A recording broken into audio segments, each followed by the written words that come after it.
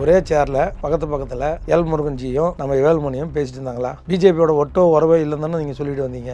நாங்கள் ஆரம்பத்துலேருந்து சொல்கிறோம், கள்ள உறவில் தான் நீங்கள் இருக்கிறீங்கன்னு சொல்லின்னு தானே இருக்கிறோம். நீங்கள் எங்கே மதிச்சிங்க? இது பிஜேபியோட நிழலாக தான் சதையாக தான் நீங்கள் இருக்கிறீங்க. அதில் ஒன்றும் யாரும் ஏமாற்ற முடியாது. ஆனால் ஜெயக்குமார் ஒருத்தர் பேசிட்டாருன்னா பிஜேபியோட தொடர்பு இல்லைன்னு அர்த்தம் ஆயிடுமா? அப்புறம் எப்படி பேசினார்? வேலுமணியை கட்சி விட்டு நீக்க முடியுமா?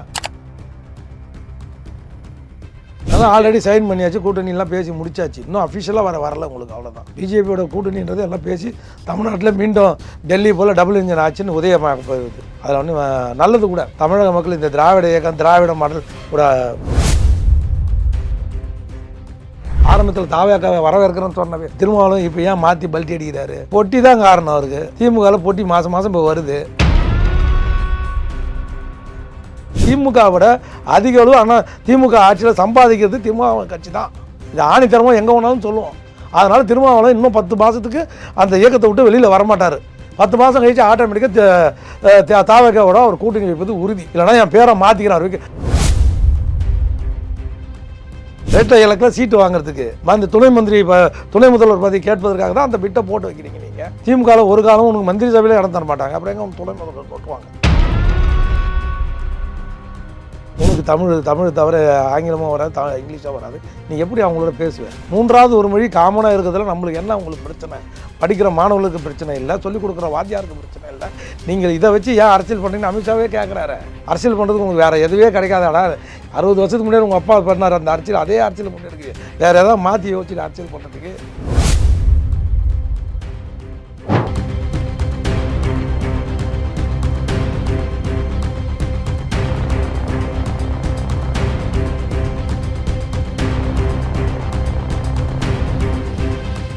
ரியல் ஒன் வாய்ஸ் நண்பர்களுக்கு வணக்கம். தொடர்ச்சியாக பல்வேறு முக்கியமான தகவல்களை நம்முடைய வாசகருடன் பகிர்ந்து கொள்ள அதிமுகவுடைய முன்னாள் நிர்வாகி ஆவின் வைத்தியநாதன் அவர்கள் நம்முடைய இருக்கிறார்.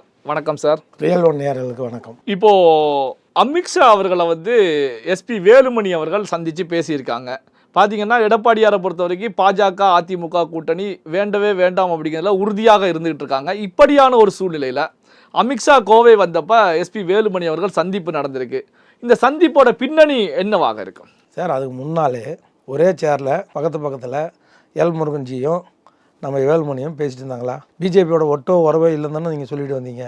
நாங்கள் ஆரம்பத்துலேருந்து சொல்கிறோம், கள்ள உறவில் தான் நீங்கள் இருக்கிறீங்கன்னு சொல்லின்னு தானே இருக்கிறோம். நீங்கள் எங்கே மதிச்சிங்க? இது பிஜேபியோட நிழலாக தான் சதையாக தான் நீங்கள் இருக்கிறீங்க. அதில் ஒன்றும் யாரும் ஏமாற்ற முடியாது. ஆனால் ஜெயக்குமார் ஒருத்தர் பேசிட்டாருன்னா பிஜேபியோட தொடர்பு இல்லைன்னு அர்த்தம் ஆயிடுமா? அப்புறம் எப்படி பேசினார்? வேலுமணியை கட்சி விட்டு நீக்க முடியுமா? இல்லை, அதான் கேள்வி எழுது. என்னன்னா எடப்பாடி, அதாவது அண்ணன் தலவாய் சுந்தரம் போய் கொடி அசைச்சாரு ஆர்எஸ்எஸ் நிகழ்ச்சியில், அவரை வச்சு கட்சி விட்டு நீக்கினீங்கல்ல. நேற்று அமித்ஷாவை எல்முருகனையும் சந்தித்து பேசினார்ல. வேலுமணியை கட்சி விட்டு நீக்க முடியுமா? அம்மா வந்தால் பாரபட்சம் எல்லாம் நீக்கியிருப்பாங்கல்ல. அம்மாவை மீறி எதாவது ஒன்று நடக்குமா? அந்த பக்கம் திரும்பி மூச்சு காத்து கூட விட முடியுமா? கேட்கறதுக்கு பதில் சொல்லுங்கள். அப்போ வேலுமணி கட்சி விட்டு நீக்க வேண்டியதானே? ஏன் நீக்கலை? அதனால் ஆல்ரெடி முடிஞ்சு போச்சு. அதான் கடைசியாக நேற்று வான் பண்ணிட்டு போனதான் தகவல். யார்? அமித்ஷாஜி அவர்கள் நீங்கள் மீண்டும் இன்னும் எடப்பாடியுடன் ஒட்டோ உறவில் இருந்தீங்கன்னா உங்களுக்கு பிகேந்த பாருன்னு சொல்லிட்டு போயிட்டாராம் எஸ்பி வேலுமணி அவர்கள்ட்ட.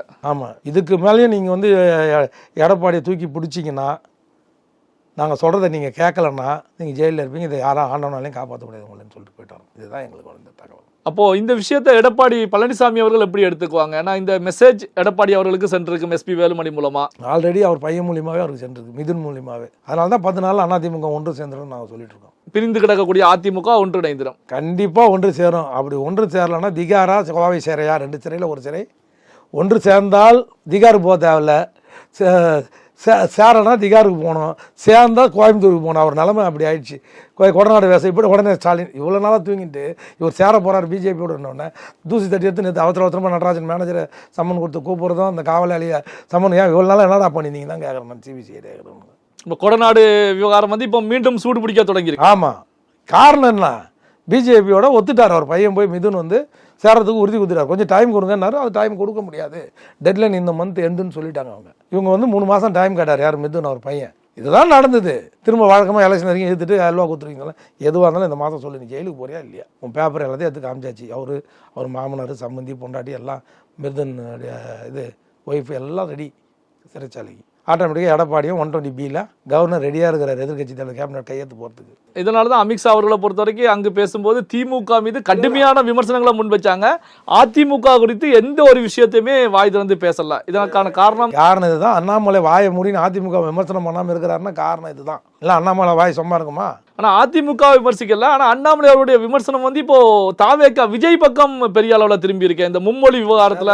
அதிமுக எதிர்கட்சி வரிசையில் கூட இல்லையே. தாவேக்கா தானே இன்னைக்கு வந்து பேசும் பொருளா இருக்கு. பிரசாந்த் கிஷோர் வந்திருக்காரு. எல்லாரும் இன்னைக்கு வந்து திமுகவுக்கு மாற்று யாருன்னா தாவேக்கா சொல்றாங்க. அதிமுக அந்த இடத்துல தள்ளிட்டாங்க. இப்போ 3வது இடத்துக்கு அதிமுக போயிடுச்சு. 13 தொகுதியில் வந்து 3வது இடம் போச்சுல அதிமுக பிஜேபியோட பின்னாடி. 7 தொகுதி பாராளுமன்றம். நான் சொல்கிறது 7 தொகுதினா ஆல்மோஸ்ட் 42 தொகுதியில் சட்டமன்ற தொகுதியில் அதிமுக டெபாசிட் இருந்திருக்கு. 13 தொகுதியில் ஆல்மோஸ்ட் 7 மொத்தம் 2த்தையும் கூட்டி பார்த்தா 118 தொகுதியில் அதிமுக பின்னாடி சந்திச்சிருக்கு. வெற்றி பெறது விடுங்க, டெபாசிட் பறிமுதல் போயிருக்கு. 3வது இடத்துக்கு போயிருந்த தொகுதி மட்டும் 118 தொகுதி பாராளுமன்ற தொகுதியில் பாராளுமன்ற எலெக்ஷன் நடந்த தேர்தலில் சட்டமன்றத்துக்கு கணக்கிட்டு ஒப்பிட்டு பார்த்தீங்கன்னா இதில் வந்து கணக்கு போட்டால் 118 தொகுதி 3வது இடம் தள்ளப்பட்டிருக்கிறது. 42 தொகுதி டெபாசிட் போயிருக்குது சட்டமன்ற தொகுதியில். இதெல்லாம் வச்சு என்ன பண்ண போனோம்? ஆனால் நாளுக்கு நாள் உங்கள் நிலைமை இப்போ வீழ்ச்சியை நோக்கி போயிருக்கு. இது ஒரு தடுப்பணையாக தடுக்கலாமான்னு பார்க்குறாங்க. அது ஒத்து வந்தால் எடப்பாடி ஒத்து வந்தால் எடப்பாடியும் சேர்த்து அதிமுக பயணிக்கும். ஒத்து வரலாம் எடப்பாடின்ற பெட்டியை கைட்டி விட்டு அதிமுக பயணிக்கும். எஸ்பி வேலுமணி அவர்கள்ட்ட அமித்ஷா அவர்கள் ஒரு எச்சரிக்கை செய்தியை சொல்லியிருக்காரு அப்படின்னா, அப்போது எஸ்பி வேலுமணி அதாவது எடப்பாடியாருக்கு அடுத்த கட்டத்தில் இருக்கக்கூடிய 2ஆம் கட்ட தலைவர்கள் எடப்பாடிக்கு எதிராக செயல்படுவாங்களா? அதுக்கான வாய்ப்புகள் இருக்கா? தொண்டர்லேருந்து தலைவர் 2ஆம் கட்ட தலைவர் வரைக்கும் எதிராக செயல்படுவாங்க. ஏன்னா கட்சி ஆயிடுச்சுன்னு இருக்குது. எந்த தொண்டனும் எந்த தலைவரும் ஏற்றுக்க முடியாது. சசிகலா அவர்கள் வெளியேற்றப்பட்டது போல எடப்பாடியார் வெளியேற்றப்படுவதற்கான வாய்ப்புகள் இருக்கிறது அப்படின்னு எடுத்துக்கலாமா? ஓரம் கட்டப்படுவார். ஆனால் எடப்பாடியார் ஓரம் கட்டப்படுவார். அந்த அளவுக்கு அவர் ரிஸ்க் எடுக்கக்கூடிய ஆள் கிடையாது. அவர் யார்? எடப்பாடி அவர்கள் புரியாத ஆளும் கிடையாது. அதனால் அவர் புரிஞ்சு பணிந்து பிஜேபியோட அனைத்து இந்திய அண்ணா திராவிட முன்னேற்ற கழகம் பிஜேபியுடன் கூட்டணியில் பிஜேபி தலைமையில் தான் தமிழ்நாட்டில் வெற்றி நடை போட முடியுமே தவிர தனித்து அவரால் முடியாது. அந்த வாய்ப்பெல்லாம் அவர் இழந்துட்டார். இந்த நம்பிக்கையின் அடிப்படையில் தான் அமித்ஷா அவர்களை பொறுத்த வரைக்கும் ஹரியானா, மகாராஷ்டிரா போன்ற மாநிலங்களில் பெற்ற வெற்றியை விட பெரிய வெற்றி தமிழகத்தில் பாஜகவுக்கு கிடைக்கும் அப்படிங்கிற ஆல்ரெடி சைன் பண்ணியாச்சு. கூட்டணியெல்லாம் பேசி முடிச்சாச்சு. இன்னும் அஃபிஷியலாக வரல உங்களுக்கு. அவ்வளோதான். பிஜேபியோட கூட்டணின்றது எல்லாம் பேசி தமிழ்நாட்டில் மீண்டும் டெல்லி போல் டபுள் இன்ஜின் ஆச்சுன்னு உதயமாக போயிடுது. அதில் ஒன்று நல்லது கூட. தமிழக மக்கள் இந்த திராவிட இயக்கம், திராவிட மாடல் கூட லஞ்சம் லாவண்யம் இதெல்லாம் விட்டுட்டு மீண்டும் லஞ்சம் லாவண்யம் இல்லாத ஒரு பிஜேபி அரசு தமிழ்நாடுக்கு டபுள் இன்ஜின் ஆட்சி வர்றதை மக்களும் தொண்டர்களும் வரவேற்பார்கள். இப்போ விடுதலை சிறுத்தைகள் கட்சி தலைவர் தொல் திருமாவளவன் அவர்களை பொறுத்த வரைக்கும் ஒரு 30-40 ஆண்டு காலம் சினிமாவில் இருந்து சொகுசு வாழ்க்கை வாழ்ந்து ஆடம்பர சொத்துக்கள் எல்லாம் சேர்த்த பிறகு கடைசியில் அரசியலுக்கு வர்றாங்க. 50 வயதை கடந்த பிறகு அரசியலுக்கு வர்றாங்க. நாங்கள்லாம் பார்த்தீங்கன்னா ஒரு 30-35 ஆண்டு காலமாக கடுமையாக களத்தில் இறங்கி போராடி தான் ஒரு மாநில கட்சி அந்தஸ்தே இப்போது கிடைத்திருக்கிறது அப்படிங்கிற கருத்துக்களை முன்வைக்க. அப்படி பார்த்தா புரட்சி தலைவரும் அப்படி வந்தவர் தானே. புரட்சி தலைவரும் அப்படி வந்த புரட்சி தலைவரும் புரட்சி தலைவியும் இவர் ஏன் இப்போ கேவலப்படுத்துறாரா? ஏன் சினிமான்றது என்ன பாகிஸ்தான்லேருந்து வந்த சினிமாவா? ஏன் சினிமாக்காரங்க யாரும் அரசியலுக்கு வரக்கூடாதா? தம்பி சீமானை வரவேற்கிறேன்னு சொன்னார். ஆரம்பத்தில் தாவேக்காவை வரவேற்கிறேன்னு சொன்ன திருமாவளவன் இப்போ ஏன் மாற்றி பல்ட்டி அடிக்கிறாரு? அதான் கேட்குறேன். என்ன காரணம்? திடீர்னு இவர் பல்ட்டி அடிப்பதற்கான காரணம் என்ன? பொட்டி தான் காரணம். அவருக்கு திமுகவில் பொட்டி மாதம் இப்போ வருது. அந்த பொட்டி கோசம் தான் இப்போ அது. இல்லைனா இப்படி பேசலாம் பல்ட்டி அடிக்கலன்னா அட்ராராமன் பல்ட்டி அடிக்கலாம் அந்த பொட்டி நின்றுடும். அவங்க கட்சிக்காரங்க அதான் நான் பல முறை சொல்கிறேன். திராவிட முன்னேற்ற கழக தொண்டர்கள் சம்பாதிப்பதை விட அண்ணன் திருமாவளவன் தொண்டர் தான் வந்து அதிக அளவு சம்பாதிக்கிறாங்க. இந்த திராவிட முன்னேற்ற கழக ஆட்சி எப்பப்போலாம் ஆட்சி வருதோம் அப்போலாம் அதிக அளவு முக்கியத்துவம், அதிக அளவுக்கு கட்ட பஞ்சாயத்து, அதிக அளவு. இப்போ ஒரு உதாரணத்துக்கு 11th Avenue அசோக் நகர் எடுத்துங்க. அந்த ரோடு ஃபுல்லாக எவ்வளோ அழகாக இருக்க நேரச்சாலைன்னே பேர் இருக்குது. இப்போ 2 பக்கமும் கடையை போட்டு பிரியாணி கடை அந்த கடையை போட்டு யாரும் நடக்கவே முடியல. அந்த லைப்ரரியில் போய் பெண்கள் படிக்கவே அந்த லைப்ரரியில் போக முடியல. அவ்வளோ கழிஞ்சால் அந்த வாசல் இருக்குது. இது மாதிரி இது வரைக்கும் நடவடிக்கை எடுப்பாரா திருமாவளவன்? இதே அசோக் நகர் தொகுதியில் தான் அவரும் இருக்கார். ஆஃபீஸ் அலுவலகத்தை வச்சுக்கிட்டு யாழினி பேர் கூட சொல்கிறேன். யாழினின்ற கவுன்சிலர் ஒரு கடைக்கு 5000 10,000 லஞ்சம் வாங்கின்னு பண்ணிட்டு தான் இருக்குது. இப்போ இதில் லஞ்சம் லாவணியம் இல்லாத அரசு இவர் கொடுத்துருவாரா? நாங்கள் இப்போ திருமாவளவன் படத்துக்கோசம் வேலை போக மாட்டாருனாரு. அப்போ அந்த யாழினி வாங்குற லஞ்சத்தில் திருமாவளவனுக்கு பங்கு போலையா? என்ன சொல்ல வர்றாரு அவர்? திருமாவளவன் அவர் தொகுதியில் அவர் அலுவலகம் இருக்கிற தொகுதியில் பக்கத்து தெருவில் இவ்வளோ அட்டுவழி நடக்குது. இது வரைக்கும் கூப்பிட்டு அந்த யாழினின்ற கவுன்சிலர் கண்டிக்க முடியுது அவரால்? அப்போ இதுலேருந்து என்ன தெரியுது? திமுகவோட அதிக அளவு ஆனால் திமுக ஆட்சியில் சம்பாதிக்கிறது திமுக கட்சி தான். இது ஆணித்தரமாக எங்கே வேணாலும் சொல்லுவோம். அதனால் திருமாவளவன் இன்னும் 10 மாதத்துக்கு அந்த இயக்கத்தை விட்டு வெளியில் வரமாட்டார். 10 மாதம் கழிச்சு ஆட்டோமேட்டிக்காக தாவகோட அவர் கூட்டணி வைப்பது உறுதி. இல்லைனா என் பேரை மாற்றிக்கிறார், அவரை சொல்ல என் வாழ்நாளில் தம்பி விஜயுடன் நான் கூட்டணி எக்காலத்தில் வைக்க மாட்டேன்னு ஒரு அறிக்கை அவரால் கொடுக்க முடியுமா? ஆணித்தரமாக சொல்ல முடியுமா? ஆதவ அர்ஜுன் ஏன் இவர்கிட்ட வரான்? அங்கே கட்சி விட்டு நீக்கிட்ட, யாரும் அவரோட தொடர்பு இருக்கக்கூடாதுன்னு சொல்லிட்டு சஸ்பெண்ட் பண்ணிட்டேன் 6 மாதத்துக்கு. அப்படிப்பட்டவருக்கு நீங்கள் எப்படி அப்பாயின்மெண்ட் கொடுக்குறீங்க? அப்போ தாவாக்காக்கு அனுப்பிச்சி வச்சது திருமாவளவன் நான் சொல்கிறேன் பகிரங்கம்மா, ஏற்றுக்கிறீங்களா? இப்போ பார்த்தீங்கன்னா திருமாவளவன் அவர்களை பொறுத்த வரைக்கும் 2026 சட்டமன்ற தேர்தலில் விசிகாவுடைய நகர்வுகளை வைத்துத்தான் தமிழ்நாட்டில் ஆட்சி அமையும் அப்படின்னு சொல்லி தெரிவிச்சிருக்காங்க. அதான் சொன்னேன், விசிகா நகர்களை வச்சு ஆட்சி அமையினா திமுக மீண்டும் ஆட்சி வரும்னு சொல்லலையே, புரியுதா? இல்லை மீண்டும் இதே கூட்டணி ஆட்சி வரும்னு சொல்லணுமா இல்லையா? ஏன் சொல்ல மாட்டேற?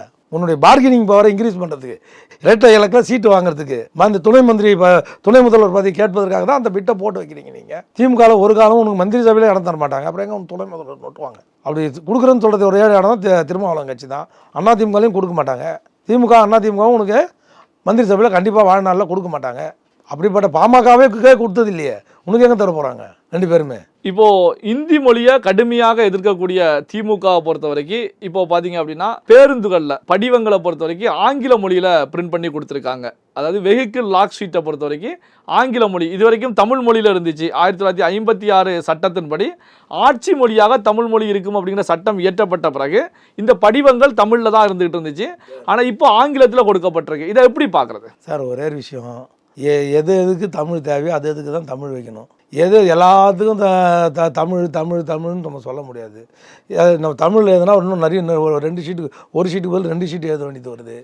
அதனால் செலவினங்களுக்கு குறைக்க வேண்டியது இருக்குது. இதுக்கு எதுக்கு என்ன மக்களுக்கு புரியுதோ அந்த மொழியில் எழுதுறதுல என்ன பிரச்சனை உங்களுக்கு? ஷீட்டில் இதில் லாக் புக்கில் எப்படி இருந்தால் உங்களுக்கு என்ன பிரச்சனை? இல்லை, அதாவது இந்தி மொழி வந்தால் தமிழ் மொழி அழிந்து விடும் அப்படின்னு தெரிவிக்கக்கூடிய திமுகவை பொறுத்த வரைக்கும், திமுக அரசாங்கத்தை பொறுத்த வரைக்கும் இப்போ தமிழ் மொழி இல்லாமல் ஆங்கில மொழி வந்தால் தமிழ் அழிகிறதா? அதாவது பரவாயில்ல சார், இந்திய நாட்டு மொழியை நம்ம ஏற்றுக்க மாட்டோம். ஆனால் வெளிநாட்டு ஆங்கிலேயர் ஆட்சி மொழியை நம்ம ஆங்கிலத்தை மட்டும் ஏற்றுப்போம். திமுக கொள்கை தான். வெளிநாட்டிலேருந்து ஒருத்தன் வரலாம், நம்ம இந்தியாவிலேருந்து ஒருத்தன் வந்தால் நாங்கள் ஏற்றுக்க மாட்டோம். இப்படி சொல்லி தான் தமிழ்நாடு ஃபுல்லாக இன்றைக்கி ஹிந்தி கற்றுக்க ஆரம்பிச்சிட்டான். தமிழ்நாடு ஒரு இடம் ஹிந்தி காரங்கள் இல்லாத ஒரே ஒரு சட்டமன்ற தொகுதியை காமிக்க முடியுமா? ஹிந்திக்காரன் இல்லாமல் ஒரே ஒரு ஹோட்டலில் காமிக்க முடியுமா? ஹிந்திக்காரன் இல்லாமல் ஒரே ஒரு தொழிற்சாலையை காமிக்க முடியுமா? இல்லை இவங்களெல்லாம் விரட்டி அடிக்க முடியுமா? அவங்களால முடியாதுல்ல. அவனுடைய உழைப்பு தேவை, ஆனால் அவன் மொழி தேவையில்லை நம்மளுக்கு. அவனோட எப்படி நீ உரையாடுவேன்? அவனுக்கு ஆங்கிலம் வராது, உனக்கு தமிழ் தவிர ஆங்கிலமும் வராது, இங்கிலீஷாக வராது. நீ எப்படி அவங்களோட பேசுவேன்? 3வது ஒரு மொழி காமனாக இருக்கிறதுல நம்மளுக்கு என்ன உங்களுக்கு பிரச்சனை? படிக்கிற மாணவர்களுக்கு பிரச்சனை இல்லை, சொல்லிக் கொடுக்குற வாத்தியாருக்கு பிரச்சனை இல்லை. நீங்கள் இதை வச்சு ஏன் அரசியல் பண்ணுறீங்கன்னு அமித்ஷாவே கேட்குறாரு. அரசியல் பண்ணுறதுக்கு உங்களுக்கு வேறு எதுவே கிடைக்காதாடா? 60 வருஷத்துக்கு முன்னாடி உங்கள் அப்பா பண்ணார் அந்த அரசியல், அதே அரசியல் முன்னெடுக்கிறீங்க. வேறு ஏதாவது மாற்றி யோசிச்சு அரசியல் பண்ணுறதுக்கு? அது நான் தமிழ்நாட்டுக்கு மட்டும் நிதி ஒதுக்க மாட்டாங்களா? ஒதுக்காம தான் இன்றைக்கி மெட்ரோ ரயிலில் நிதி வருதா? ஒதுக்காம தான் இன்றைக்கி ஏர்போர்ட்டில் நிதி வருதா? ஒதுக்காம தான் இன்றைக்கி வந்தே பாரத் ட்ரெயின் தமிழ்நாட்டுக்கு ஓடுதா? கன்னியாகுமரி வரைக்கும் வந்தே பாரத் ட்ரெயின் எப்படி ஓடுது சொல்லுங்கள் சார்? இப்படி ஒரு சீப்பான அரசியல் பண்ணுறாங்க திமுக. இது இன்னும் அந்த காலம் மாதிரியா இருக்குது. இன்றைக்கி தான் சோஷியல் மீடியா வந்துடுச்சு, மீடியாக்கள் வந்துடுச்சு. ஈஸியாக அடுத்த நிமிஷம் தட்டினா உள்ளங்கையில் எல்லாமே வந்துடுதே. பார்த்துட்றாங்களா பசங்க? திமுக போய் சொல்லுது, ஏன் இன்னும் அந்த கபட நாடகம் ஆடுந்தானே கேட்குறாங்க. 10,000 கோடி கொடுக்கலனாலும் பரவாயில்ல அப்படின்னு சொல்கிறேன். நீங்கள் ஏன் மத்திய அரசு கடிதம் எழுதுறீங்க? திமுக அறக்கட்டளையிலேருந்து அந்த பணத்தை பேலன்ஸ் பண்ணலாமா? அந்த 2,000 கோடியை மத்திய அரசு கொடுங்கலாம் பரவாயில்ல, திமுக அறக்கட்டளை இந்த பணத்தை நாங்களே கொடுக்குறோம், எங்களுக்கு மொழிபெயர்த்த 2,000 உங்கள் அறக்கட்டளையிலேருந்து பணத்தை கொடுக்கலாமே, இல்லை இந்த சன் டிவி ட்ரஸ்ட்லேருந்து கொடுக்கலாமே. திமுகலேருந்து உருவானது தானே சன் டிவி. சன் டிவிக்கு அன்றைக்கி 65 கோடி பேங்க் கேரண்டி கொடுத்தது யார்? திமுக அறக்கட்டளை தானே. அதனால தானே இன்றைக்கி கிட்டத்தட்ட 50,000 கோடி 60,000 கோடிக்கு இன்றைக்கி முதலீடு ஆகிருக்கு. இந்தியா ஃபுல்லாக சன் டிவி தெரியுது, உலகம் முழுக்கும். அதுக்கு யார் காரணம்? அந்த படத்துலலாம் நீங்கள் கேட்டு அந்த ட்ரஸ்ட்லேருந்து வாங்கி கொடுக்கலாமே. கேலோ இந்தியாவுக்கு 250 கோடி ஒதுக்குறீங்க கார் ரேஸுக்கு. ஏன் இதுக்கு ஒரு 2,500 கோடி நாங்களே பேர் பண்ணிக்கிறோம். நான் தெருவாக உண்டி ஏந்துவேன். புரட்சி தலைவர் சொன்னார்ல, சத்துணவு திட்டத்துக்கு நிதி கிடைக்கலன்னா நான் தெருவாக உண்டி ஏந்தி இந்த திட்டத்தை நிறைவேற்றி காமிச்சார்ல பொன்மனச்சம்பல் புரட்சி தலைவர். எங்களுக்கு மத்திய அரசு நிதி தர தேவையில்லைன்னார்ல. அதே மாதிரி நீங்கள் தேவையில்லைன்னு சொல்லிட்டு நீங்கள் சைடில் வாங்குறதெல்லாம் அரசாங்கம் கஜானா ரொப்பலாம்ல, ரொப்பலாமா இல்லையா? நீங்கள் மத்திய அரசு நான் மொழி என்ன வேணும், மொழி தான் முக்கியம்னா நீங்கள் நிதி கேட்காதீங்க. அந்த 2,000 கோடி என்ன ஆக போகுது? இதை வரைச்சி சீப்பான அரசியல் பண்ணாதீங்கன்னு தான் சொல்கிறோம். அவங்க ஒரு இதெல்லாம் கற்றுக்கணும், இதெல்லாம் இப்படி தான் இருக்கணும். கேந்திரா வித்யாலயா இன்றைக்கி ஏன் எல்லோரும் இன்றைக்கி கேந்திரா வித்யா சிபிஎஸ்சி ஸ்கூலில் சீட்டு கிடைக்காம தவம் நடக்கிறீங்க. அப்போ அந்த சிஸ்டம் மத்திய அரசோட சிஸ்டம் நல்லா இருக்குது தானே அர்த்தம். அந்த கேந்திரா வித்யாலயா மத்திய அரசால் தானே இன்றைக்கி சீட்டு கிடைக்கிறது இல்லைல்ல. அதில் எவ்வளோ டிமாண்ட் இன்றைக்கி கேந்திரா வித்யாலயா. அது மாதிரி நடத்துறதுக்கு நீங்கள் ஏன் இது பண்ண மாட்டீங்கன்றேன். அந்த ஸ்டாண்டர்ட் ஹை ஸ்டாண்டர்ட் நீங்கள் எப்போ உங்கள் அப்பா சமச்சீர் தமிழ்நாட்டில் நுழைச்சாரோ மதிப்புக்குள்ள ஐயா கலைஞர் அவர்கள் இன்றைக்கி நுழைச்சார். அன்றைக்கே தமிழ்நாடோட ஸ்டாண்டர்ட் கல்வி திட்டம் பாதாளுக்கு போயிடுச்சிங்க. அந்த மொழிப்போர் அந்த 2011 எடுத்து நுழைக்கும் போது பேரண்ட் எங்களுடைய பையன் படிச்சிருந்தாப்புல பேரண்ட் டீச்சர் அசோசியேஷனில் சுப்ரீம் கோர்ட் இதை எடுத்து தட்டி பாருங்கள். இவங்களை எதிர்த்து திராவிட முன்னேற்ற கழக அரசு எதிர்த்து நான் கேஸ் போட்டிருக்கிறேன். இதை கொண்டு வரக்கூடாது, எது சமச்சீர் கொண்டு வரக்கூடாது. நம்ம வந்து சிபிஎஸ்சி பாடத்திட்டத்துக்கு நிகராக பாடத்தை அப்கிரேட் பண்ணலாமே தவிர டவுன் கிரேட் பண்ணி பசங்க நாளைக்கு போட்டியிட போக முடியாது. இப்போ வந்து நீட் எழுத முடியல, அது எழுத முடியல. காரணம் நீங்கள் சமச்சீர் அன்றைக்கி போட்ட விதை சரியில்லைன்னு தானே சொல்கிறேன். இருக்கிற ஸ்டாண்டர்டை விட மெட்ரிகுலேஷன் பண்ணலாம் சமச்சீராக மாற்றி விட்டீங்க, ஸ்டாண்டர்டை குறைச்சிங்க, கல்வி தரத்தை கீழே கொண்டு போனீங்க, டவுன் பண்ணீங்க. இதனால தான் நம்ம பசங்களால் பல அனிதாக்கள் உருவாக்குறது காரணமே நீங்கள் உங்களுடைய டாப் லெவலில் மார்க் வாங்கி கூட நாங்களால் வர முடியலன்னா அப்போ என்ன அர்த்தம்? உங்கள் சமச்சீரோட தரம் கீழே போயிடுச்சுன்னு அர்த்தம். பல்வேறு முக்கியமான தகவல்களை நம்முடைய வாசகருடன் பகிர்ந்து கொண்டதற்கு நன்றி சார். நன்றி, வணக்கம்.